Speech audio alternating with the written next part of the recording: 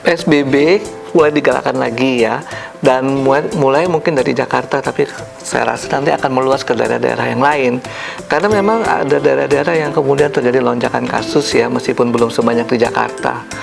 Nah, yang perlu Bapak Ibu perhatikan bahwa peraturan-peraturan protokol kesehatan tetap harus diikuti, dan perlu mungkin tambahan-tambahan modifikasi, antara lain mungkin kayak mengatur ruangan, mengatur juga jam makan kalau di kantor, sehingga tidak ada kesempatan di mana Bapak Ibu mungkin saling berhadap-hadapan di ruang makan, kemudian saling menularkan, misalnya ada di antara karyawan kantor yang mengalami tidak ada gejala OTG.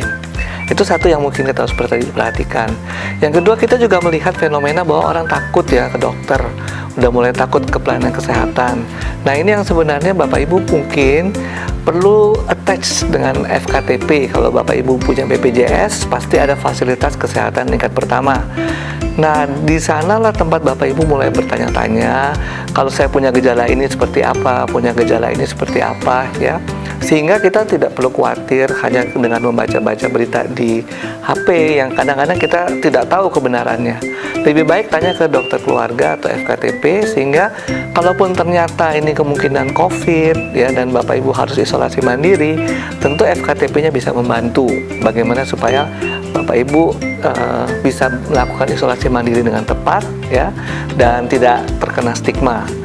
Yang penting juga mungkin di dalam layanan kantor, kalau ada dokter kesehatan kerja di situ, dokter okupasi di situ, itu pun bisa ditanyakan bagaimana mereka bisa membantu mengatur ya jarak, lingkungan, perbaikan lingkungan udara di dalam kantor, di dalam ruangan tertutup, sehingga kemudian kita bisa lebih aman lagi dalam bekerja.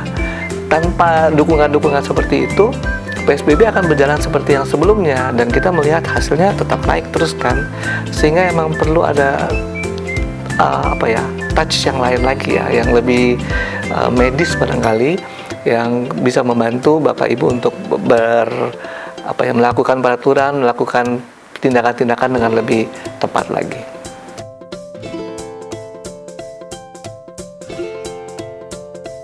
Teman-teman, kalau kita lihat ya di website pemerintah tentang COVID-19, grafiknya itu masih naik terus.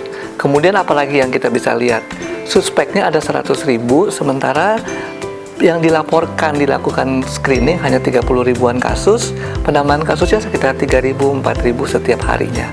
Sebenarnya itu kurang sekali ya, karena kalau suspeknya 100.000, ya, sementara yang dites 30.000 nggak akan pernah terkejar. Ada sekitar 70.000 orang tidak pernah diketahui statusnya seperti apa. Kemudian kita lihat lagi positivity-nya hanya 10%, 11% kira-kira. Artinya apa? Dari 30.000 yang dites, 10%-nya sekitar 3.000 orang penambahan kasusnya. Padahal kalau ada 100.000 suspek, kemungkinan besar sih yang positif COVID ada 10 ribuan orang. Jadi 8.000 orang ini nggak pernah ketemu.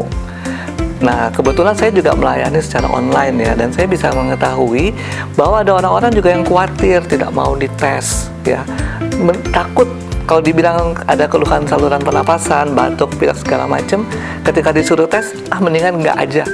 Nah, ini yang sebenarnya sayang ya, karena sebenarnya 30.000 tes yang diberikan oleh pemerintah itu bukan satu-satunya, ada juga pihak swasta yang menyelenggarakan, dan kita bisa dengan dengan spontan ya, kita bisa minta supaya dilakukan rapid test.